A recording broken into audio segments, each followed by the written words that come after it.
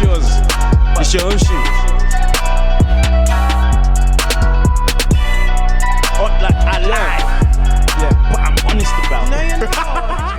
So they were just running around broad daylight. Yeah. Literally, they were trying to climb bold. up. Yeah, they're just Apparently, they can climb up the sides of buildings, like even up to the 20th story. They can just go straight up. What? Apparently, yeah, That's that's crazy. No way. Someone told me. I used to think I was safe from mice if I was on the second floor. Me Yes, too, but there's, same. We're upstairs, it's calm. yeah, that's It's, what I it's thought. what you but see it's in not, cartoons as it's well. not Mice true. run around, they jump on the chair. And they're safe. And they're safe. Like. So the mouse is looking at me like, I can get there if I want. But You know spiders can jump up to 6 foot. That's above Thames Head. Yes, it is. Oh my Yes. gosh.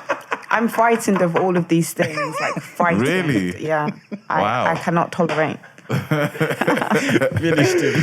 Yeah. He's finished. oh, that was a good one. He's 5'9". So. I don't get the joke. He's only 5'8". Oh my god, Yes. that was funny. It was the blend of it being unnecessary as well. Like, Yes. and there was a bit of planning. I know you planned to say it, and that was brilliant. Wow. I'll be here next week, guys. But hey guys, welcome to our show. Welcome. This night. sounds a bit different. You know, like Yeah. that. It's the 90s Baby Show. Yes. Tickets. Woo, for the live show, they sold out in 2 minutes. They went So mad. quick. Thing is, this was second release. Second release. It was equal opportunities. equal ops. I we told lay you it out on the where podcast. to be, when to be there. Yeah. But that thing went in 2. I was I thought I was gonna have to manual release it. I Yeah. did the scheduled thing. Log on to Twitter. I said they're all gone. People said, "Did you even release it?" said, is Fred sleeping? I said, I put it out. Yeah. What happened? All the emails started flooding through. I was like, ooh. So That what was time did you actually release it? 3 o'clock? 3 o'clock. Somebody 3 said they were there from 2:57 and Yeah. they missed it. There's bots. There's bots. No, that sometimes is the problem when you're on the site too early. Because when you do the refresh at 3 p.m., it's already too late. The people that log on, bang on 3 at that time, got yeah, the first yeah. screen, You have to the site ain't finesse. crashed, you'll get the ticket. So we're looking forward to seeing you all on the 24th We of are. October. Also, you could buy tees. There's going to be white 90s Baby logo stitch tees as Yep. well as the original black ones we released last year. Yeah. So if you go on Eventbrite, go into the add-on section, you can grab your tees and you can collect them at the live show. Yeah. Don't forget, it's 10% off novelty jackets if you use the code 90s Baby Show at checkout. Like, comment, share, and subscribe. That's Info key. at 90sbabyshow.co.uk. We're doing City Boys vs City Girls live. Send in your stories. Info at 90sbabyshow.co.uk. Right then. So, hi. Hello. Hi, everyone. Dan. I'm good. How are you guys? Good. Yeah. Thanks. Very good. Can I say, to start off with, when you see doctor in somebody's name, no matter what, you assume they're going to be older. No matter what. Yes, that's So true. as soon as you walk through the door, I was like, doctor? Yeah. And he's like, yeah. And I was like, Well, how I love old was that. you expecting? it's like, I don't know. I think because with GPs, they don't tend to be young. And those are the immediate like doctors that I know of. GPs are doctors, correct? Like they'll Yes, have doctor. they are, yeah. Yeah. They're general practitioners, but they're They're doctors, yeah. They're doctors, Yeah. innit? So it's like they don't tend to be young. So the immediate idea I have of a doctor is somebody that's older. Whether woman or man, it's always older. So I was like, I love that. Young black doctor. Yeah, there's quite a few young black doctors. I know. And it's really a compliment when people say, oh, I thought you would be old. And I'm like, I'm older than I look. Sit there. You are black at the end of the day. So. I enjoy hearing that. How long have you been a doctor? Quite a long time now. Almost 10 years. 10 years. Yeah. Wow. It's flown by. How long did you have to study for Yes, to be a doctor? good question. Yeah, so most places it's This is 5. how we're going to guess your age. Right? Yes. This is it, yeah. Just Let's work see if it you out. can- let's see if you can work it out. So most places it's 5 years, but at a lot of universities you can do 2 degrees. So you can do a medical degree and then a separate degree. So it's 6 years if you do 2. So that's what I did. So you did 6 years. So 6 plus years. 10. She's at least 16. Why? Why? Man said she's over 16, guys. How do you say? Why? What do you mean, why? Not like, oh, nobody should study, but like, you know, I was fed up. Yeah. But that's why you're not a doctor. True. I would hate it if you were my doctor. Just fed up of operating on me. My What guy. I'd say is that actually medical school is a lot of fun. So Really? I was okay with the 6 years because you How get would you to sell it to somebody? Yeah, As a sell lot it of to fun? us, because this is new. This is medical school. Yeah. Okay, well, it's a lot of work. Already I'm out. Yeah, a lot of work, but I'm someone who likes work. So if you like the topic of science and people, it's really good. Ooh, you don't want to listen to our show. But because we have really like long lectures, so you're spending a lot of time with the medical students, whereas with other subjects, it's not tons of lectures. Maybe you have, seminars 3 times a week, but it's not every day, 9 till 5. So you make a really like strong bond with the medical students, the people that you're working with, and then you're friends with them for life. Did you have to do group work? Yeah, we had some group sessions, yeah. No, like group coursework. Only for, I think some of the intercalated degrees had group coursework. That's a nice word. I didn't even know what that means. The extra degree, the second one that you can do. Okay, Some of them intercalated. Intercalated, yeah. Intercalated. You said Okay. integrate? I need you to be my doctor too, man. Don't worry, I'm asking. I'm learning today. But basically what it means is you just have to do like 3 years of work in 1 year. Like it's a lot. No, because that's actually good. Because you see, like our course, Yeah. like, do you know how much free time you had? Yeah, like, yeah, there was a lot. could've- like, That's true. Wednesdays That's true. we might not have no lectures at all for Yeah, a whole like year. yeah. Wednesday off, Tuesday 9 to Pay the same 10. price as well. We really could have crammed it all into one and be done with it, but they stretched it out. That's Yeah. nice. So everything was 3 years into Packed. one. No I'm not free too time. annoyed. You feel like you get your Oh. money's worth, innit? Yeah. How many, did you have, more than one dissertation to do? I had one dissertation, which Yeah. was with the second degree. Right. Yeah. What did you write about? Yeah. So my topic was on ovarian cancer Okay. and some drugs to do with ovarian cancer. So it was a lab-based project, and I was looking at some specific gene to see like if this gene is switched on or switched off with the drugs that I was targeting my cells with. What gene was it? Because I'm thinking black gene or white gene. So it was the WWOX gene called the WOX gene. And where does that gene, is that gene more in black people or white people? I don't think there's any sort of ethnic What is- link. I didn't actually look at that at all, to be What honest. does that with gene the do? project. Yeah. So, WOX gene, you're really testing me here because it was a long time ago, is a gene that's to do with tumour suppression. Okay. So when you think about different cancers, we have genes where if they're switched on, it can promote cancer, and genes where Right. if they're switched on, they prevent cancer. Right. And the same with switching off. Is this So all like free radicals? that's slightly different. So free radicals, Tried. that's good though, that's good. I was going to say blueberries, antioxidants. So antioxidants Yeah. are really good because they mop up free radicals, Yeah. and free Right. radicals are bad because they're crazy and they just zoom around our body, causing trouble and affecting like our cells. And then Yeah. if you get dodgy cells that have been messed up and they replicate and go out of control, that can lead to cancer. Right. Tem, what did you do for your dissertation? I did the effect of, is it proprioceptive? Oh, Who, are you asking on I'm gonna say PNF because I can't remember what it stands for. It's basically a type of stretching, the effect of stretching on sprint ability, basically. So basically, if you stretch more, will you run? If you stretch would you more, perform? can you run faster, or does it Does it not matter? or does it not matter, or does it decrease your performance? What was the end result? Didn't have nothing to do with anything. Inconclusive. Whole 10,000 words didn't do anything. But that's a study, goddammit. But it's still a result, right? So people know. It didn't feel like one at the time. Though. After I wrote 10,000 words, when they showed The me the results, I conclusion. was annoyed. I had to book people in. Oh, can you come on this day? People vomited. Yeah. What did you make them do? When you go to exhaustion, because they were on a sprint treadmill, so that treadmill has no power. It goes off you running on it, innit? Okay, yeah. So when you go to exhaustion, you tend to vomit. Yeah. So like somebody vomited, like he said, I had some jollof rice yesterday. I was like, bro. You're supposed to have pasta. He had all this oil. He even said, I had some just before I said, you ate before you came to sprint. And so he said he vomited and whatever. But Yeah, it was inconclusive. Like, I don't like the fact you did it on that treadmill. yeah, I So know. you just done it open road, like. What, just sprinting down the road? Yeah, like, nah. that No, you treadmill's not- should. If someone falls down, like, it's a problem. That's not a safe treadmill like that. What was your dissertation on? Mine was on the philanthropic activities of professional footballers. And if they make more money on a weekly basis, are they more likely to be philanthropic? Oh.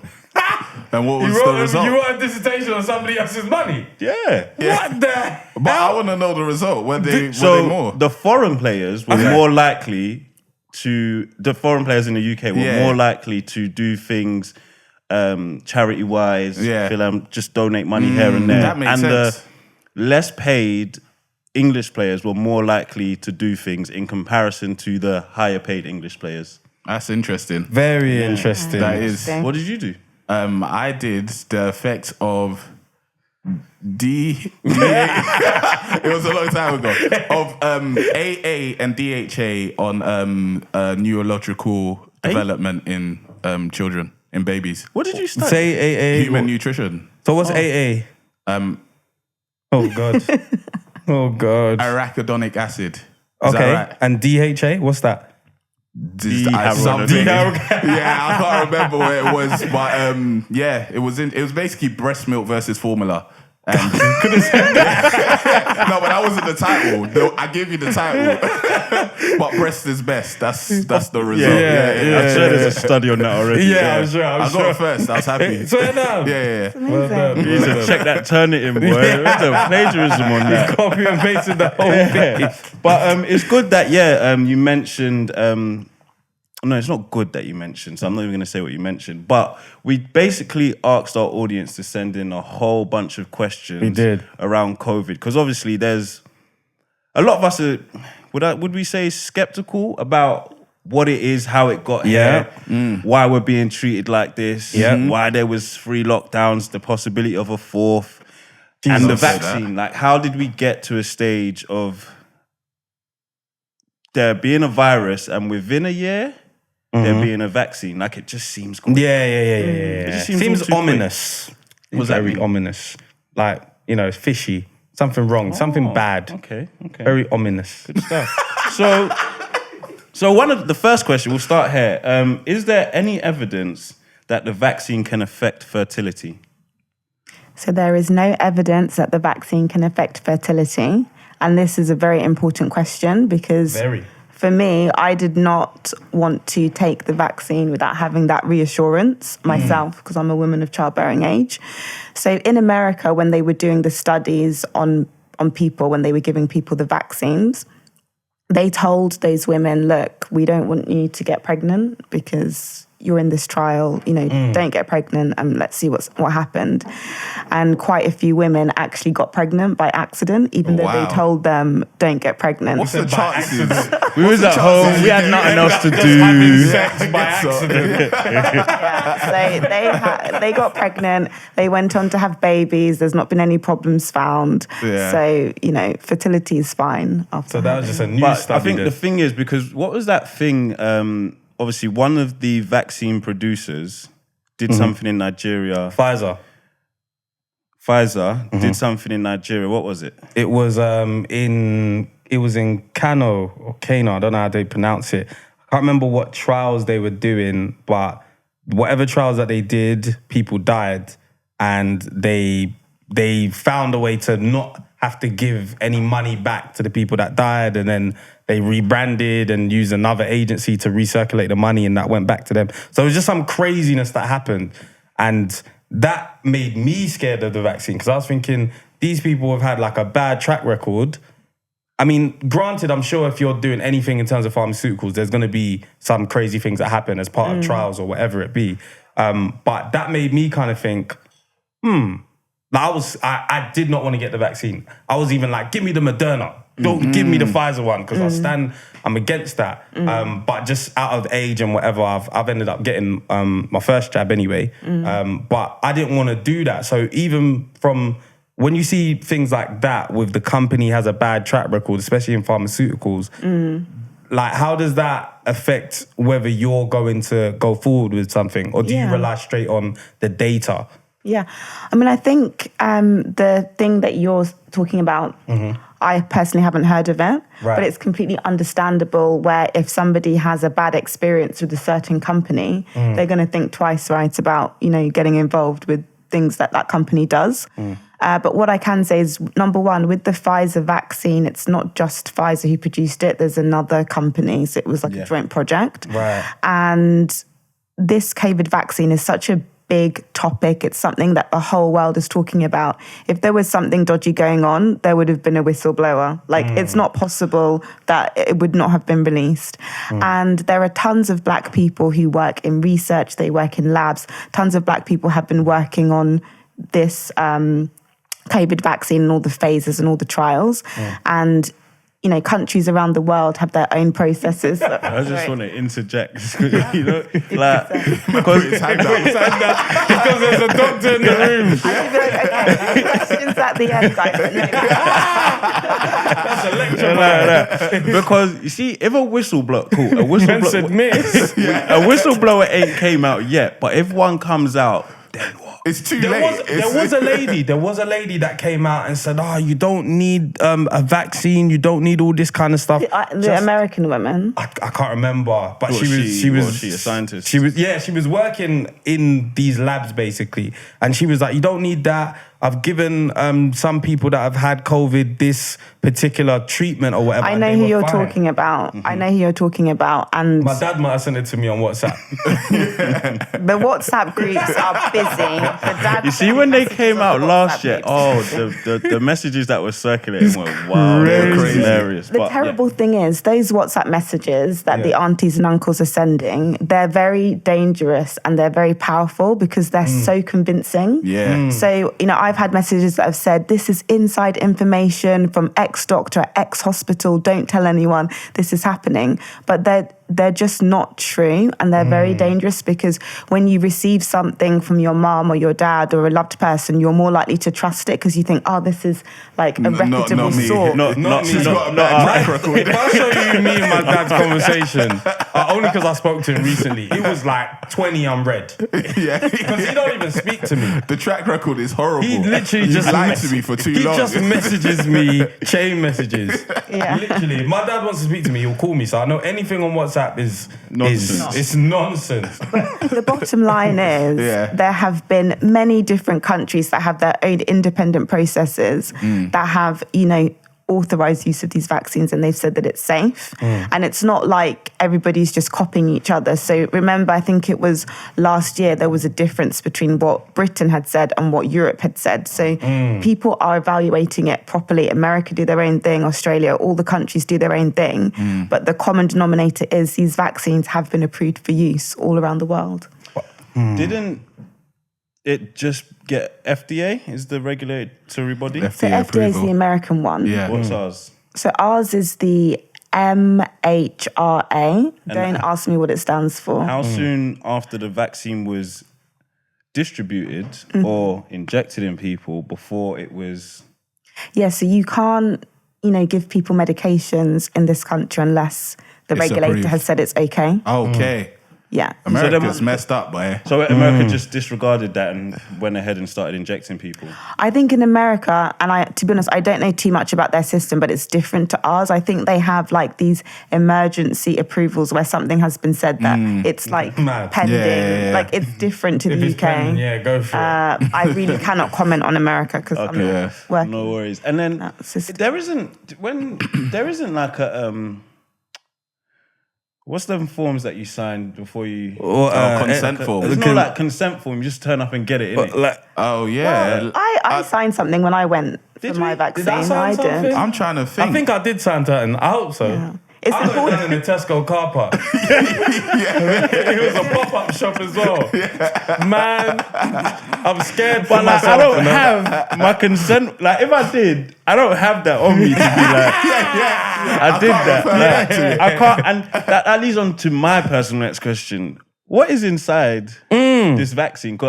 Yeah. I heard it's an RNA. So there's different types of vaccines. So there's the Oxford vaccine, which is for older people, not for younger people. So we'll focus on like the Pfizer and the Moderna. And why? Sorry, don't worry. Let's not topple questions on topic. Let's continue on that one. Sorry, go on. So the Pfizer and the Moderna vaccine is a strand of mRNA. And basically what that is it's a code that tells the body to make the antibody to the spike protein that's on the virus. So that's what it is. It just helps the body make the antibodies. That's what it is. And then it's covered with like a lipid coating, which is like a little bit of fat. Yeah. But the good thing is that if you go onto the government website and you click on COVID vaccinations, and it gives you all the information about the different types, the side effects, etc., you can click on the individual vaccine and that takes you to another page. And that page has the ingredients, like the list of every single thing inside it. But because obviously to the average pedestrian, I can read hydrochloride, all of these codes and what does it mean to me? The last thing I know is the periodic table. Like, I don't know. I don't know what this stuff means on the website. To us, it's just words. So, and then like the government has to understand our skepticism, and it feels weird when they continuously push us to. Go so much. Go and get it. You need to get it. We're going to introduce passport. You can't go here if you don't have this. And and the thing is, people don't like being told what to do. That's natural. I don't like it either. But I think the reason why the government are so, determined to make sure that this vaccination program is successful is because it's our way out. It's our only way out of this pandemic. Things last year were so bad. And if we compare like the number of people who have died from COVID who've been vaccinated compared to those who haven't died, it's really shocking. So I think only 1% of the people who died from COVID, sort of from when the vaccination program started, is 1%. Right. So as the a doctor, majority of people were unvaccinated. Do you, before the vaccine, did you believe, is herd immunity right where... everybody get it and then we all just... Before COVID, did you believe in that? Or did you believe in that before COVID? Okay, herd immunity. We have to think about the meaning, right? So herd immunity would be, okay, everybody gets something once and it means you can never get it again. So most people who've had it once, they've survived, they can't get it again. Yeah, like chicken pox, basically. Do you know what I think? Let me just add a little layer, because... But do we have herd immunity for chicken pox? So like the majority of people have had it, but children still get it. Once. No, I get you. But you can only get it once. That's what they do. And it's safer usually. From what we've heard, it's safer to get it when you're young. than as an adult. Yeah. So expose your child to... And we're supposed to expose our children to a lot of things. Yeah, I wouldn't say, exposing your child to chickenpox is a good idea. But for chickenpox, if you think about how many people die from chickenpox... It's like extremely rare to have any complications or be admitted to hospital. Whereas with COVID, the consequences are just too stark. Hospital admissions are really common and, people who are vulnerable, there is risk of passing away from it. And the issue is there are so many other health problems apart from COVID that we need to address. And if the hospitals are just dealing with COVID, it means that if someone has a heart attack or a car accident, will there be room? These are real questions, because I was initially going to throw on top of that lockdown, but obviously it eventually gets to a period of, okay, but you're spreading it and people are going to hospital. But then the message was almost, if you got it, and in my head it was, unless you needed a ventilator, why are you going to the hospital? Because just stay at home, isolate for 2 weeks.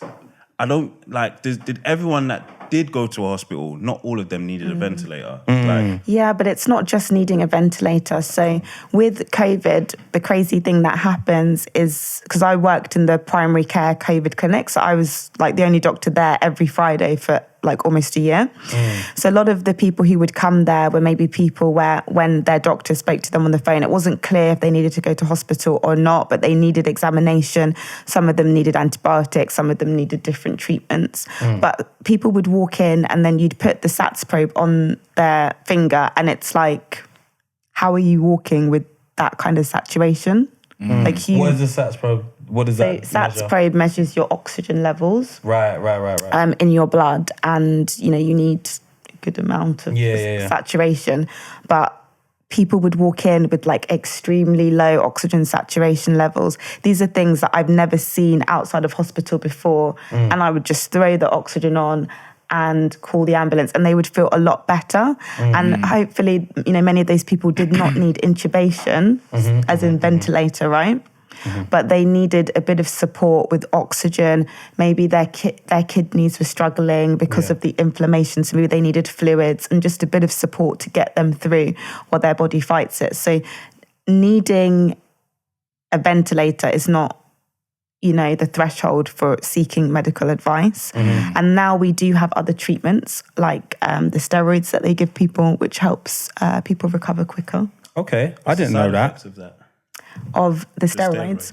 So steroids, if you use steroids for a long period of time, there is side effects that come with them. So it can cause thinning of the skin, it can cause like a lot of fat around your tummy, make people at risk of diabetes, make people get a moon face. But if someone is having a like one-off short course of steroids, the benefit outweighs the risk. Like it's unlikely you're going to get those side effects from a one-off course of steroids. So they're very effective to use in a short period of time. Yeah.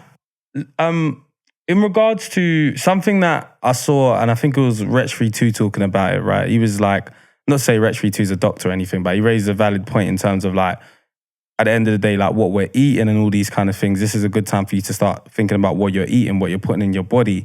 And something that I'm scared of with doctors is, you guys have obviously studied, you've read, you've done your own sort of, you've done your own studies, you've done your dissertation, all these things, studied for years. But then there's always that sense of, it's a book and you're reading what somebody has written and what somebody's been paid to write, or who is behind that. There's times where, in America, again, I know it's not something you can answer to, but in America they'll say, McDonald's was a funder of that study, so that proved that you can have this amount of fat this week, or whatever it be. So first of all, there's what you're studying, who wrote it. I don't think there's enough questions around that. And then there's a sense of, in your studies, do they tell you, actually, an alternative to taking a vaccine is if we just ate more apples, or if we had this food and if we got rid of McDonald's or whatever, but there won't be that. So I haven't heard any sort of things on the news saying, oh,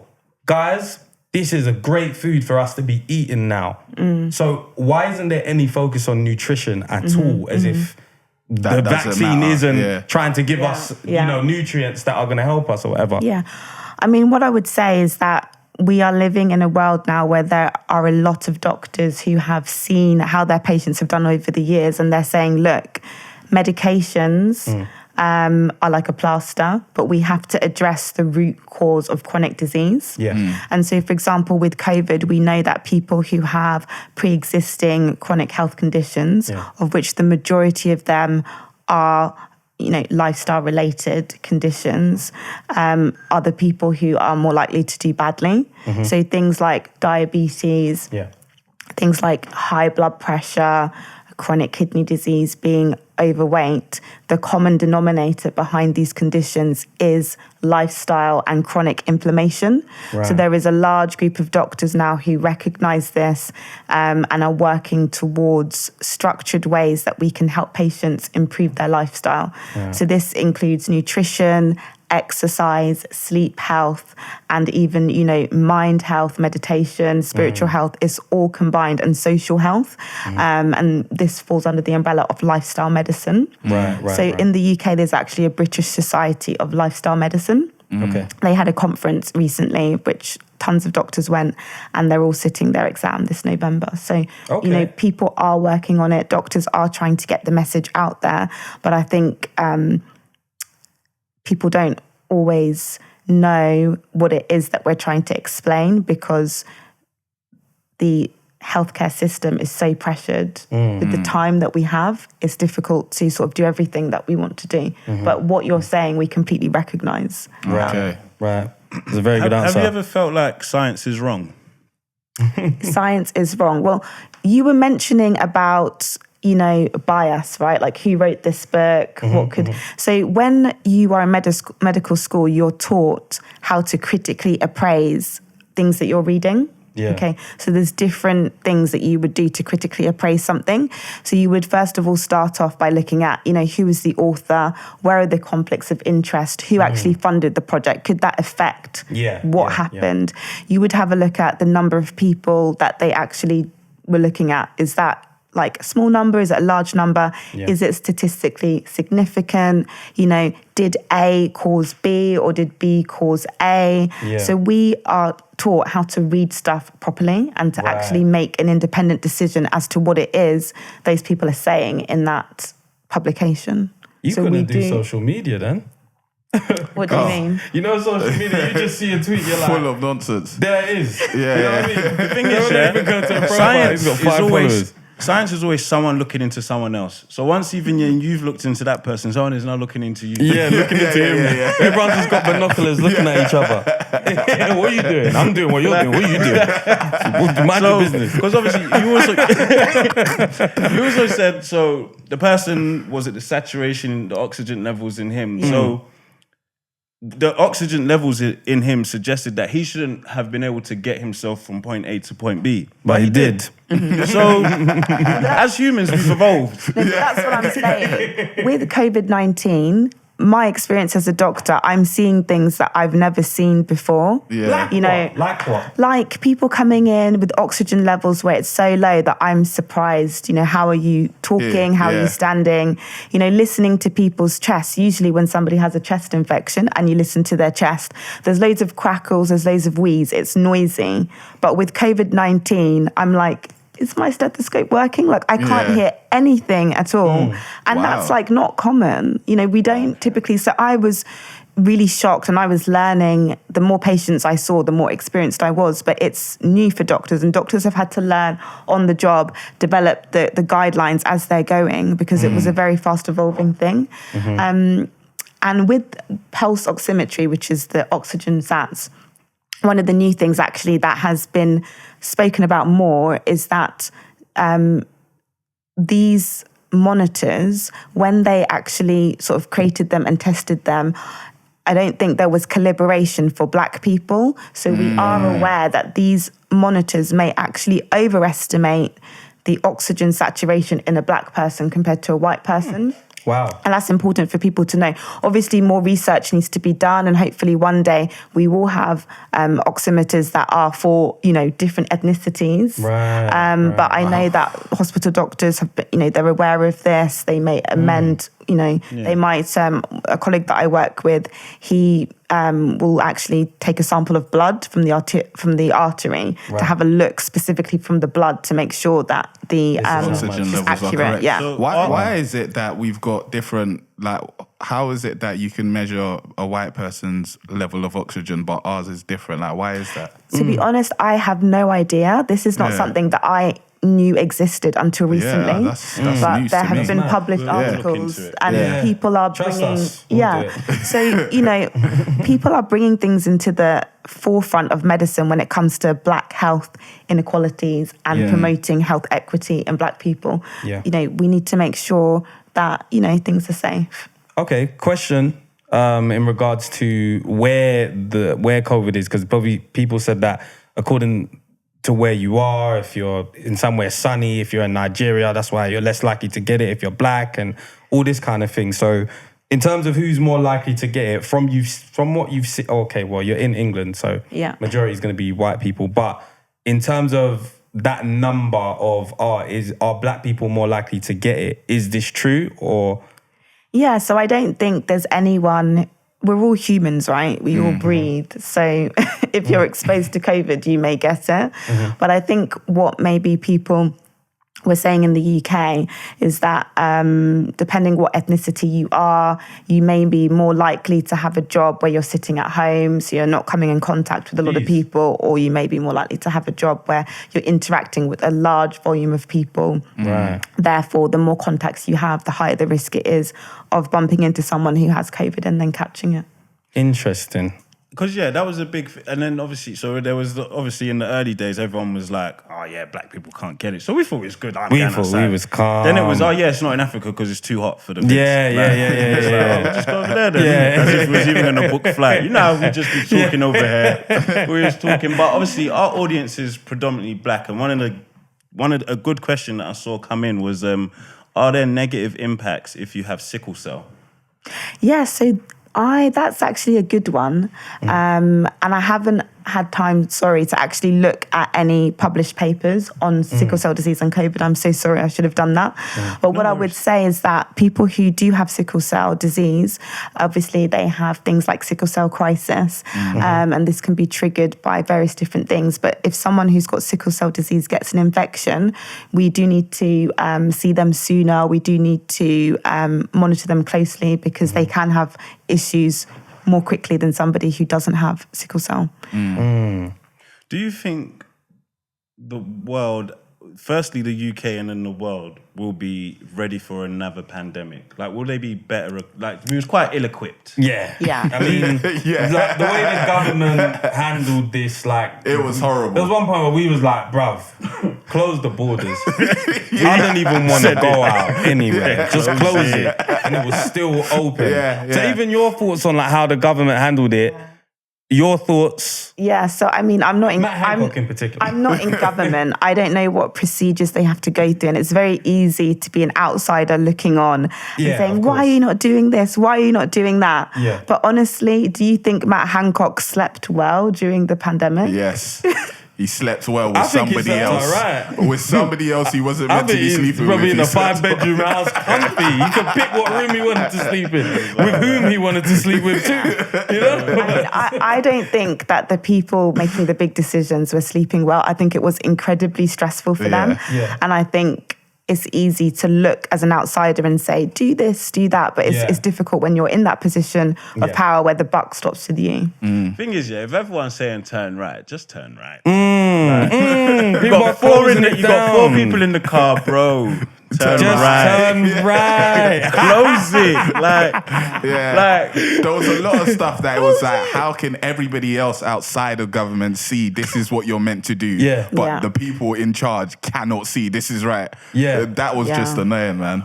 Honestly. And then it would be like, we'll close it on Tuesday. Bro, it's Wednesday. Close it now. Close it. Like at 12 a.m. You can't leave anywhere. It was like, so because what? COVID 12 or stops 1, at 12. COVID comes out. Like, just lock it down. I understand there's procedures, there's processes. You can't just lock the country down like that, but there was a lot of like ignorance. There was a lot of just like playing things down whilst we were seeing everybody close their borders down. Everyone says, you guys can't come here. If here. he was going to go ham with the herd, like, I don't know if his idea was herd immunity. If he was going to go ham with that, go ham with that. But it was too 50-50, maybe even 40-60. Yeah. It was some things are closed, but the rest. Yeah. There was the go outside, but don't go outside. But maybe if you have to go outside, but kind of go outside. There was that. If you have to go. I'll go then, innit? I have a quick one. When it first came out, wash your hands for 20 seconds. Was that ever going to help The us? happy birthday thing. I think they were trying to encourage good hygiene in people. And to be honest, I mean, a lot of that advice, I was doing that stuff anyway. Like, I wash my hands when I get home. I wash my hands before I eat. Like, it wasn't anything. I was like, I'm ready for this. I've been ready for years. So this is going to be a breeze. This is nothing. I'm going to do 21 seconds. It just shows that, maybe a lot of people weren't washing their hands after going to the bathroom, and they've learned, better habits. Always before, I wasn't the hand washer.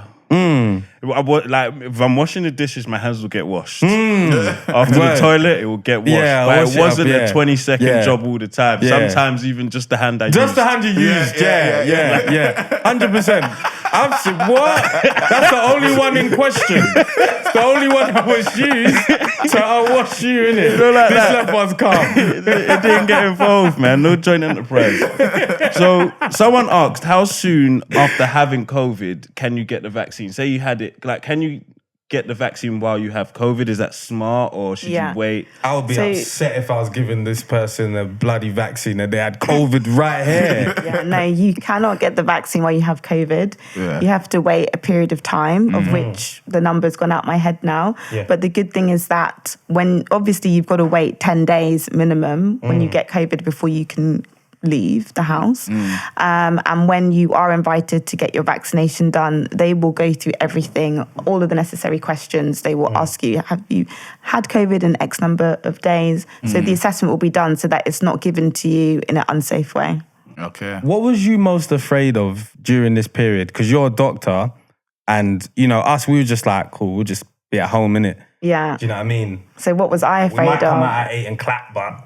do you know what I mean? So for me, I was really, I wasn't so worried about myself getting COVID. For some reason, that just wasn't on my mind. I was really worried about my patients. Really? And I was really worried that if I did get it, giving it to my parents, that was like my main fear. Yeah. And so I was just isolating myself from like any of my family members because it would just be horrible to know that I'd given it to So somebody. how did you do during the pandemic where you're isolating for the sake of your job? So basically you're doing your job 24/7 now. Yeah, it's really difficult because you're going into the face of danger and then you're like isolating yourself and not seeing anyone else. And it's not even with other people, they were able to stay at home and know that like, oh yeah, you know, I'm not going to get it because I'm staying at home, but I'm like, I might get it and I'm still staying at home. Yeah. So it's like, it was really difficult for many different doctors. You know, I know people who were staying in hotels, they had to rent accommodation because they couldn't go home. They didn't, you know, they lived with vulnerable people. So it was very difficult for health professionals. And also I was just worried that, you know, if things were to get really, really, really bad, people, you know, could call an ambulance and there's no ambulances. Like that was my fear of just the system being completely overwhelmed. Right. And it was very difficult. Did you ever have COVID or you've never had it? So I'm pretty sure that I had COVID around March, but it was at the time when you couldn't get Last year, tested. March? So last year, March, you couldn't get tested, but I lost my sense of smell and taste for a good 2 weeks. Couldn't smell anything, couldn't smell my perfume, couldn't smell my food. And I was quite worried. Was that annoying? You said what, but was it annoying? Because I've never lost it. So It's dangerous. I know, You lost but your You can taste. eat stuff I haven't lost my taste. I've never. So Really? there's curiosity in it. Ooh. Because I knew someone that was colorblind, and I was like, Yeah. I wonder what that's like. I wonder what they're so saying there's to them, things yeah. like when you don't have, you just say, I wonder what that's like. It's something that you really take for granted, sense of smell. Because if you can't smell, you know, you can smell really bad and go out and you don't know you smell bad. You can drink milk that has gone off and you have no Yeah, idea. that's You can true. eat I don't rotten think I've meat. lost my taste to that degree, to be fair. So that's even worse. I'm just thinking of a cold or a But flu. the I thing with couldn't like smell spoilt anything. milk, it's on the first taste. Like at least taste it first. I'm not even Yeah, but lying. you can't taste On the it. day Oh of yeah. That's a helmet moment. Yeah, No, I meant like you have not- to tag it. At Wait, least tag it. wait. It's next to you. You What have I to meant at least touch it. What I meant was. That's crazy. What I meant was. Go on. Try it. Like sometimes you look at sometimes you look at the label, you say 16th of September. Yeah. Yeah. It's a day. Yeah. Go and try this. You Yeah. drink So it. so you I try it. smell it. I don't drink it. Yeah, I smell Nah, it. I I'm smell it. pouring that. I'm not gonna lie, on the day of expiration, That's it for that's me. it for me. That's Because if you tell me as What a if it's company... more than half full? Huh? What if it's more than half full? No, it's out. It's gone. Because if a company that wants to make money off me tells me, bro, don't do that, you know? Because otherwise, when the No, company... but that's the reason why they would do that, because they What? want you to buy more. So they'll tell you it's off 2 days before it actually goes off. It's So Yeah, you have Hey, to buy there's a Hey, best ever- before end and a sell by. Look, I don't ever want to be on my deathbed, yeah, laying there, and someone's like, big man, when did you drink that milk, though? Was it after the 17th? Yeah. Because it said the 16th when we went into the house. I don't want to be in that situation. They're testing the milk. You know what? I don't want to be in that situation. So I just Milking listen. centrifuges. Yeah, but I'm They're doing postmortems and that. Like, I don't ever want to be in that position. But something that I had a question about was obviously when we couldn't test it, and it was like, all right, the symptoms are flu-like, or lost taste of smell, taste, smell. Those and came in later. Yeah. Whenever it was, there was a point where I was like, that just sounds like a cold. That sounds like a flu. So when they now said that there's a test for it, I'm like, but I've never had a test for a cold. So I don't know if what you're testing is a cold. Yeah, so I mean, in the beginning, it was fever, loss of smell or taste, and like continuous cough. Yeah. No, actually, no, loss of smell and taste. That came in like May. It was fever, continuous cough, and one other thing, which dizziness, headaches, no, cold-like things have symptoms. changed Was it so the hot much. chest thing?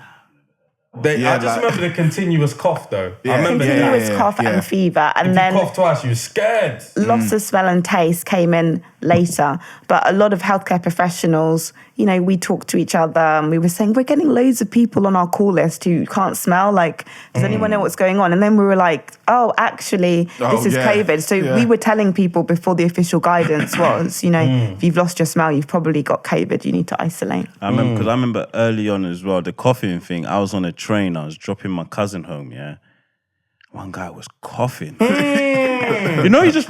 Get off, bro. Get off the train. You got to kill us all. Like, that's just When we This was early. This was March. This was early. Like on the C2C. Like in March, like COVID was like it was big. A lot of people got COVID in March. you're supposed to get taxi home. So with the test, because I realized you didn't really answer that question. That was good. What, You didn't really politician answer it. Yeah. I realized What was the that. question? I didn't really feel like you answered it. No, but just in terms of the test, like there was a point where it was false negatives, false positives. People would take a test and then they would say, positive. They take another one and it's negative. So like, apparently these tests aren't conclusive. So why should we go out and take a test and still be confident? Yeah. So the PCR test, which is the one that is sent to the lab, is extremely accurate. It's a really good test. That's the most expensive one, isn't it? Well, no, it's free on the NHS if you've got symptoms. Yeah. Okay, Yeah. cool. Yeah. Maybe It's free. some boots and that. I've heard of people I saying can't believe they're charging us. Anyway. So if you have symptoms, the NHS is there. Anyone can get a test by going on the COVID vaccine, the NHS COVID-19 website, or calling 119. So anyone can get a PCR test for free, okay? They've got symptoms. But the test is very good. Otherwise, we wouldn't be using that specific test. And there's loads of different companies that are producing tests, but the ones that are approved, they've been tested, the lab is approved, the whole process is approved. It picks up DNA of the virus. Yeah. It picks up DNA, And that's why when some people have already had COVID, they don't have any symptoms anymore, they're outside of the 10-day period, sometimes their test can still be positive because there's Traces, remnants of DNA there. Why is it 10 days? Because even in some places, like early on it was 3 days, 5 days, 10 days, 14 days. Why so many different date ranges? So I think the scientists would have looked at like infectivity levels at X number of days after infection. And obviously they don't want to make people quarantine for longer than is necessary. And after sort of, more research, they found that 10 days was the appropriate time to say, if you don't have any symptoms, then you're done with your isolation. So for those who aren't getting the vaccine, how does that affect those who do have the vaccine? Because you can still catch and spread COVID even if you're vaccinated. So for it to work, does everyone need it? 60%, 70%? Is there a threshold that says, okay, if we reach this, we're good? Okay. To be honest, we just need the vast majority of people to get the vaccination because all it takes is a new variant in a small number of people where it mutates in a way that it evades the vaccine for us to be at square one. So this is our, shot at freedom. We need this to be successul. But there's already new variants, no?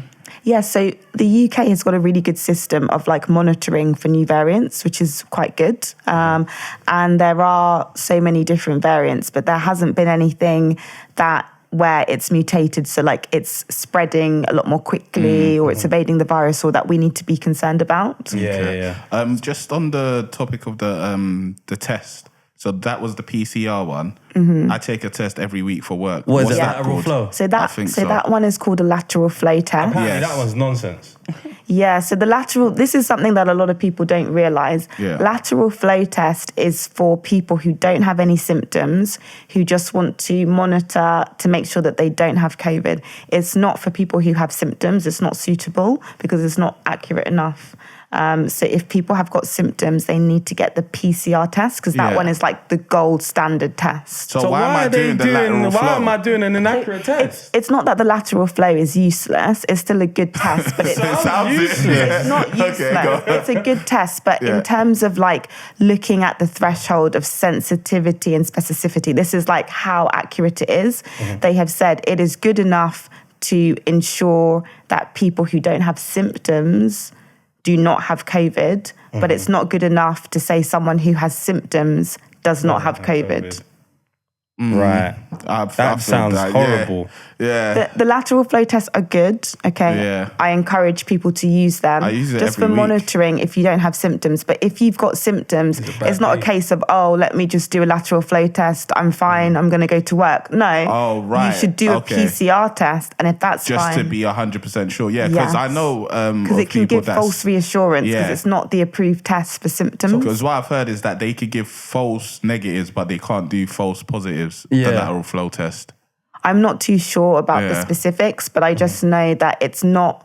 If somebody said to me, I've got symptoms, I've got a lateral flow test, it's negative, I don't feel 100% confident that they don't have COVID. They need to get the PCR test. Right. But if someone, if I'm having a party, I'm going to say, look, can you guys Do do the a lateral flow flow, test yeah. before you come, just for reassurance? It sounds like a half-hearted test. That's the thing. And it just sounds like, all right, we need to do something right now. Let's just at least say we followed protocol. You know what I mean? It's still a good... Sounds like a box ticking. No, the lateral flow test, it's a good test. We wouldn't be using it if it's useless. To me, the test can't be that good if there's another test better than it.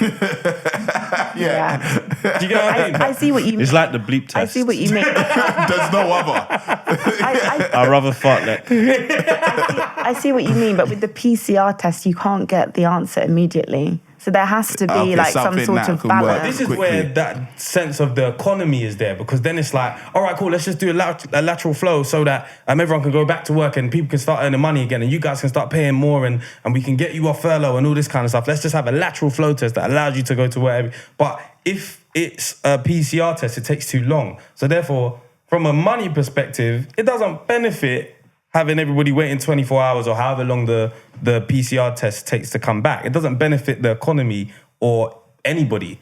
So it's kind of like a people pleaser, like, But it would be something. It would be impossible to say, okay, 30 million people who are working, you all need to do a PCR test twice a week. Yeah, That the goes labs to a would be lab. crazy. Like the postal system would be jammed, the roads would be jammed. We already don't have enough lorry drivers. There's issues with that. The labs would be jammed. They wouldn't be able to process the tests for people who do have symptoms who need to know really quickly. Like it would just come to a standstill. So we have to think about with tests, how sensitive, how specific is it? How accessible is it? What is the turnaround time? Yeah. Are people actually likely to use it? Are there barriers to using it? Yeah. We've got to think Do you about feel like the things. world needs a proper crash so that it resets properly? Crash in what, economically? Crash the world. What does that mean? I mean, like, pandemic was a crash. like not really, because house prices are still high. The River Thames is still dirty. So you're ready to pounce when there's a crash. These lot went in earlier. Anyway, something else might happen. We need to crash it. We need to crash properly. It's not crashed properly. Boris left the borders open. It's not crashed. Like, we need to crash it. But so there's a whole bunch of questions. I want to pick one out in particular. Actually, let's go with these two first. So, do or did masks make a real difference? Masks make a real difference. So I think I've watched videos, like simulated videos on the masks. So with like face coverings or surgical masks, what they do when you breathe out, And when you talk, your droplets from your lungs go everywhere. So the masks really reduce the amount of droplets that are released when you're breathing, when you're talking. So if everybody in a room is wearing a mask, there's not going to be that many droplets in the room, which prevents transmission. When you say droplets, does it come out and drop, gravity, or does it come out and float air? It comes out and it floats and then eventually drops. So then like the 2 meter rule was kind of useless then, isn't it? Well, this is a debate. How far can they travel? Yeah, this is a debate. Well, if it's in the air, like, say you fart. Yeah, but it might just go my fart's linger. not going 2 meters. But I'm If going to it walk does, into I've it, done innit? something wrong. I'm going to walk into it. Eventually. This is a debate, and a lot of healthcare professionals, scientists were really pushing for people to confirm that COVID is airborne. And I think the WHO, which is the World Health Organization, did actually acknowledge that. The World Health Organization. Got it! Give it down me. Give it down me. We didn't do it to Edney. We didn't do it to Edney. Can't do that. So they confirmed that. But the 2 meter rule, it is safer being at a distance than being very, very close.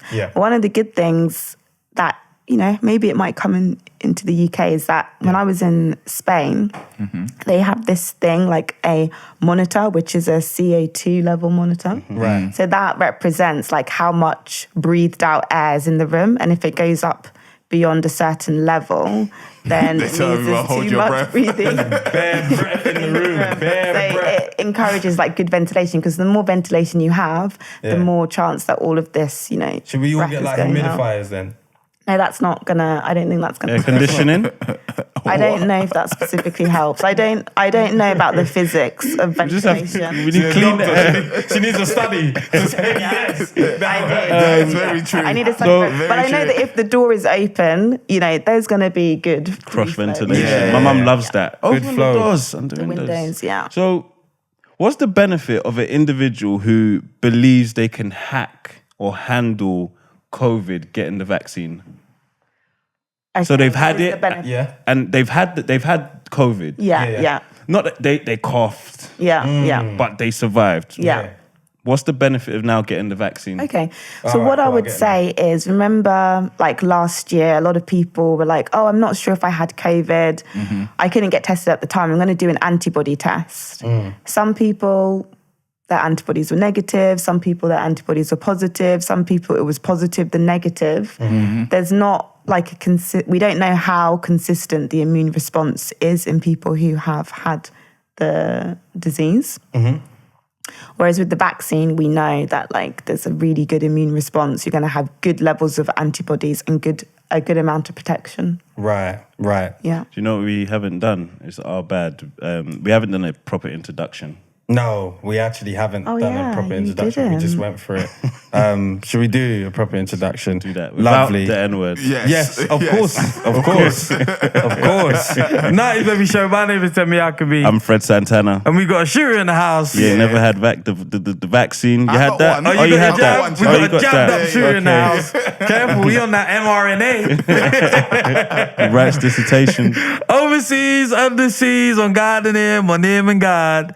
It's my brother BB in the cut. That's a scary sight. Yo. And we got Dr. Gabi here, Yeah. giving us the 411 on COVID. The 411. What's You're the showing your 411, age. yo? So of course now with the vaccine, it's been rolled out now. Everybody's first question was, this hasn't been tested enough. And fair enough, they'll say no, it has been. But when people are like, I want to wait because I don't know how it's going to affect me, or let's say if I now have kids, is it something that's going to, affect them and it's going to skip a generation or their kids' kids and all that kind of stuff. So of course you can't prove that. If you used to say you could, I'd say you're lying. So what is your thoughts long term? Like, how do you feel? Do you feel like, all right, short term, we just have to kind of roll with the punches? Or do you feel like somebody has validity in saying, I don't know what that looks like in 5 years' time? Yeah. I mean, I can definitely understand people's concerns because, it's your health. You're not going to mess around with it or play with your health. But for example, for myself, before I took the vaccine, I just had a look at it in a way that was logical, thinking about my own fears. So I thought, okay, pregnancy, you've got your eggs, you've got your ovaries, you've got your womb. It doesn't have anything to do with the COVID-19 antibody, and the vaccine is just a code for the antibody. So it didn't make any sense to me as how is it going to affect my womb in a million years' time. Not a million, hopefully. But how's it just didn't make any sense to me. And I knew that women had got pregnant and had babies and were fine after being vaccinated. And then I thought, okay, I've had so many vaccines. I've had my tetanus, my yellow fever. I'm like, shoot me up. I'm going to Nigeria next week. Give it to me. Do I know anyone who's ever had any fertility problem or any issue with children because of the vaccines that they've had? And the answer was no. I don't know anyone. Yeah. Here's one. So how do you feel about the targeting of the youth to get vaccinated? Will it impact us getting through the pandemic? Also, do you believe the NHS can cope if the vaccination rate stays the same over the winter period? So what I would say is that I do think it is important for young adults to get vaccinated because... young adults is what age? So young adults, I think an adult is anyone who's over 18, right? Right. Yeah. Yeah. So, but now the vaccination program is expanding. Yeah. But I don't think that's the focus of our discussion today. But it is important for, people who are kind of aged 18 to 25 stereotypically think, oh, if I get COVID, no big deal, it's fine. Why do I need the vaccine? But it is really important because these people are more likely to go to like nightclubs, house parties, events where there's a lot of people in a small space, which is, good. They need to enjoy life, right? But if you get a mutation at one of these events and there's loads of unvaccinated people and it becomes a super spreader event, that can damage all of the hard work that we've done already. So it's important that people take that into account. And also, I have had a lot of patients suffering from long COVID. Long COVID is when young people or anyone gets COVID-19 and then they still have symptoms like a long, weeks to months after having infection. It's a wide range of symptoms people can have. Some people have had terrible headaches. Some people have had, problems with their nerves.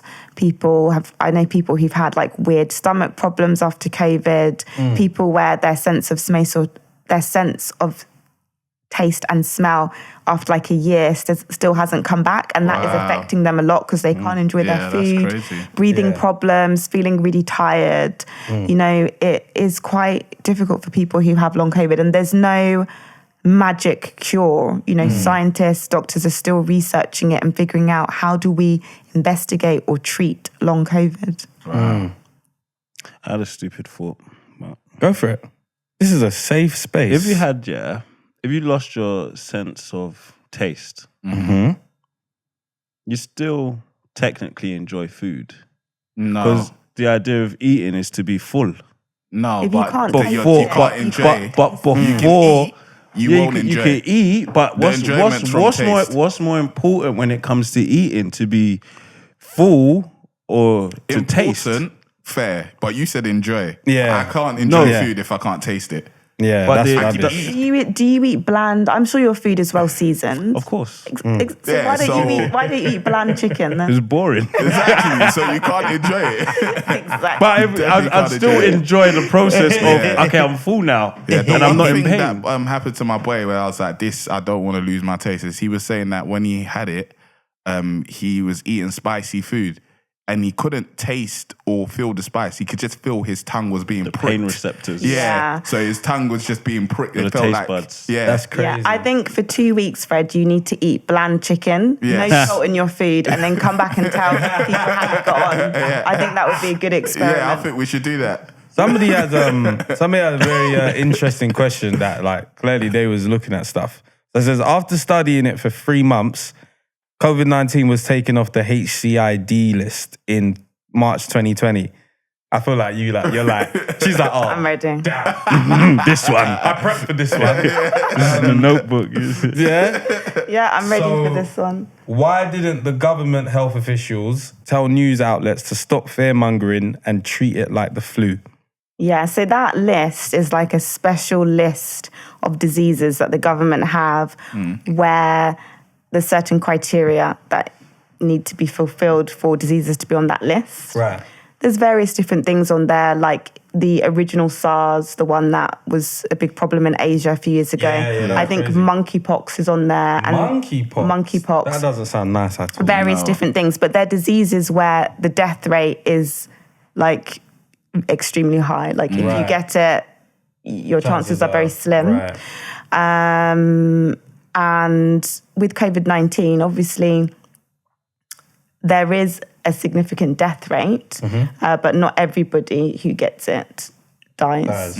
So I think as they learnt more about COVID-19, they decided that it's not suitable to be on that list, but it doesn't mean that it's not dangerous or it's not going to affect people. It's just that it doesn't need to be in the same category as, say, monkeypox. Cool. I get you. Cool. I get So you. we got 2 more questions before we wrap it up. I don't understand this one in its entirety, but someone wanted to know your thoughts on the vaccine breaking VAERS record without the same stoppage other programs face for less damage. Does that make much sense to you? So I think this VAERS thing is an American system of reporting issues with vaccines. Right. And I looked up what this person had said, but I couldn't find anything about it. So to me, it sounds like it's probably a myth if there's no like concrete evidence to support it. So just because people have reported, say, deaths after a vaccine, this is like, could be within a year of a vaccine. It doesn't mean that the vaccine caused the death. There is a death rate every day. People die of lots of different causes.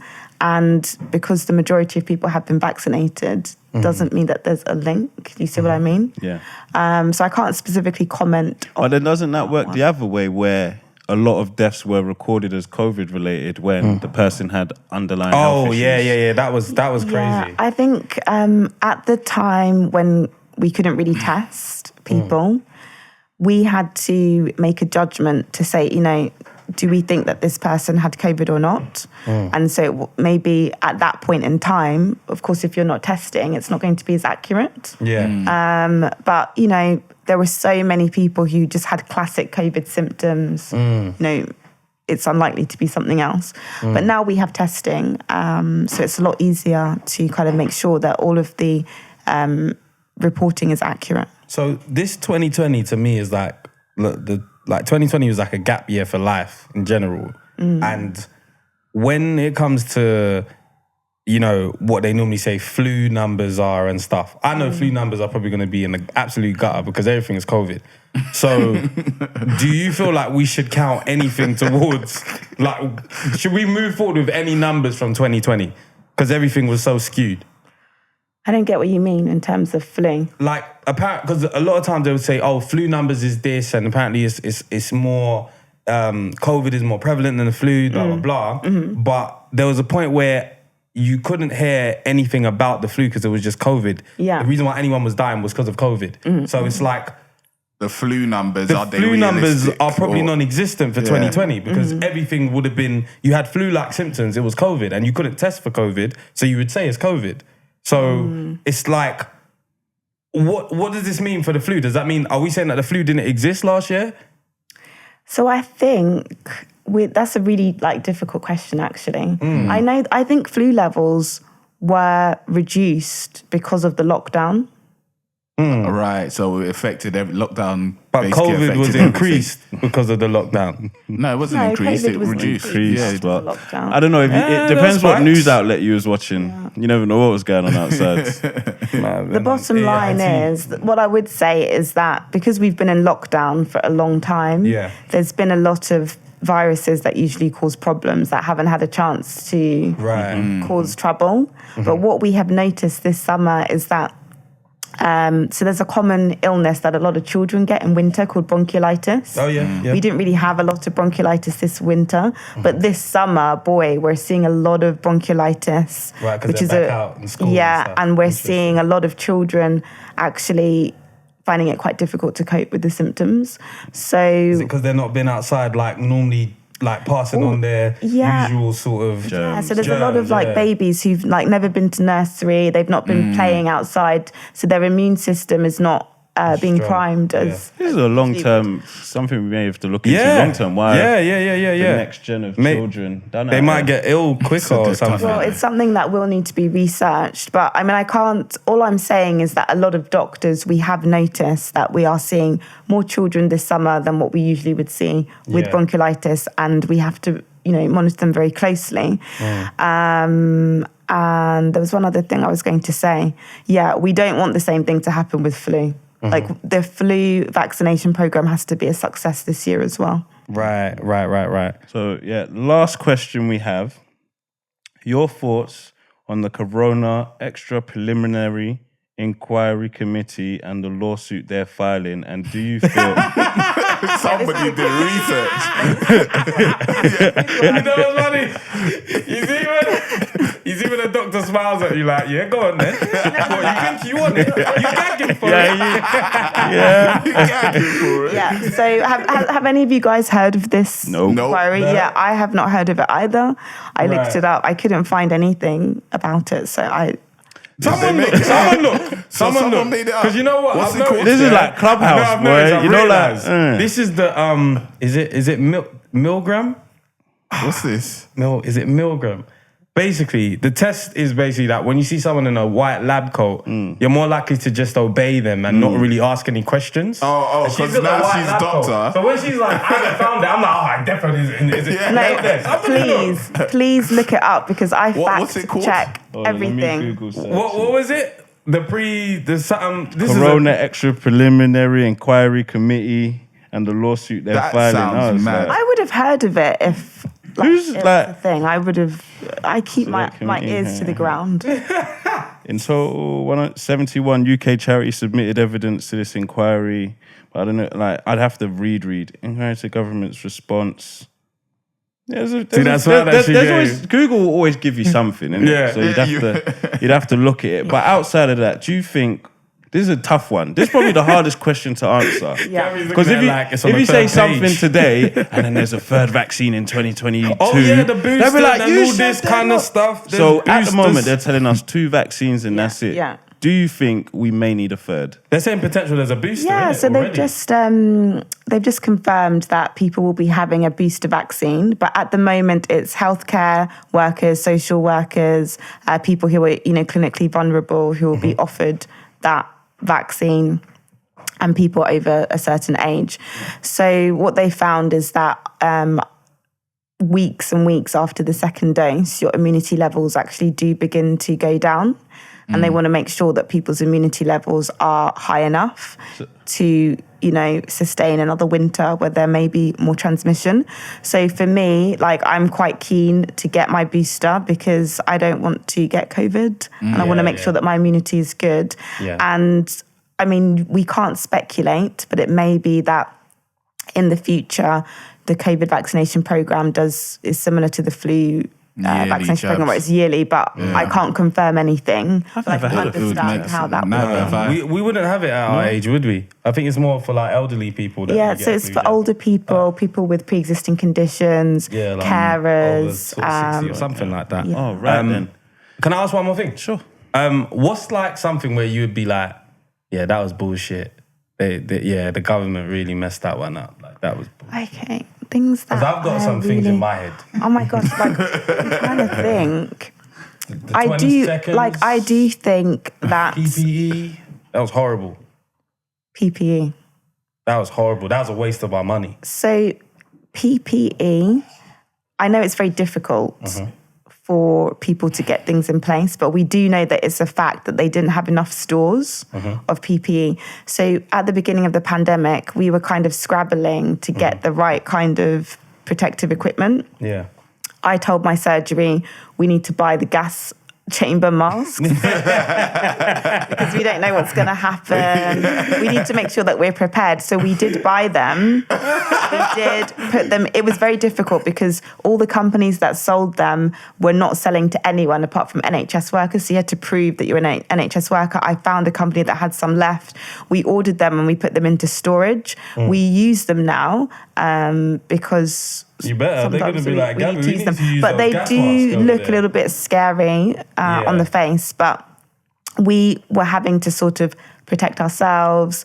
I think there was a lab in Cambridge where they were making masks for GP surgeries, and then someone from Cambridge would like hand deliver it in a box, which is like so nice. What? The volunteers were making they were visors actually. Volunteers were making visors because you couldn't get visors anywhere. Schools were like distributing goggles from like their chemistry classes. Like it was, but everybody pulled together, and I would say, and hopefully for the future, there are better pathways in place for getting the right personal protective equipment, and that they do have enough stores, because that was a problem. No, it's the clapping. Instead of the pay rise, they said we'll clap. That was the worst thing that the government... You should have more money. They should have given you more money. I think at the time, the clapping, it did, improve morale. Nice. Wow. But, I think... If someone clapped me at work, bro. Fucking crazy. Congratulations, you got a promotion. No pay rise. Just more responsibilities. Oh my God. Pay me, boy. What? No, you can't clap me at work, man. I'll be fuming, definitely. Like, do you have that issue personally, that you're expecting an increase in the pay, or... I mean, money is not why people go into medicine. There is, that is not the reason why we do what we do. I would say that everyone in the NHS, this is receptionists, pharmacists, paramedics, doctors, nurses, cleaners, security guards, everybody has been working flat out above and beyond, what their contract says, because we care. And so you can't really put a price on that. But if we're living in You can try though. if we're living in a world where people who are working, tons of hours per week don't have enough to pay all of their bills, there's a problem somewhere. There's a big problem. There's a problem big somewhere. Problem. Oh, thank you. Yeah, thank you so much, Dr. Gabi. That was very insightful. I have to respect you and say Dr. Gabi. Thank you. Thank you so much for having me. It was really fun, and I hope I could answer questions in an honest... Well, I did answer them in an honest way, but I hope that you guys recognise the fact that I really do look into everything properly. I critically appraise it and then tell you what, you need to know. Thank you. Appreciate it. Appreciate it.